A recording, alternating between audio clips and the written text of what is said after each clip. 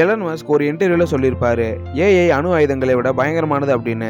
அது என்ன அவ்வளோ பவர்ஃபுல்லானதா அப்படின்னு அவரை பார்த்து நிறைய பேர் கேள்வி கேட்டாங்க. உண்மையை சொல்ல போனா ஏஐக்கும் ஹியூமனுக்கும் நடக்கிற இந்த ரேஸில் ஒரு கட்டத்தில் ஏஐ ஹியூமன்ஸை பீட் பண்ணிடும் அப்படின்னு தான் எக்ஸ்பர்ட் சொல்கிறாங்க. முதல்ல ஏஐ கண்டுபிடிக்கப்பட்டப்போ மனுஷங்க அன்றாட வாழ்க்கையில் செய்யக்கூடிய விஷயங்களை தான் செய்யும் அப்படின்னு நினச்சாங்க. ஃபார் எக்ஸாம்பிள், வீட்டை க்ளீன் பண்ணுறது, டிரைவிங் பண்ணுறது, இந்த மாதிரியான வேலையை தான் ஏஐ செய்யும் அப்படின்னு நினச்சாங்க. ஆனால் நடந்ததோ வேற. ஏஐ மனுஷங்க மாதிரியவும் ஒரு பெயிண்டிங் ஆர்ட் பண்ணுறது, ஒரு வெப்சைட்டை ஈஸியாக கிரியேட் பண்ணுறது.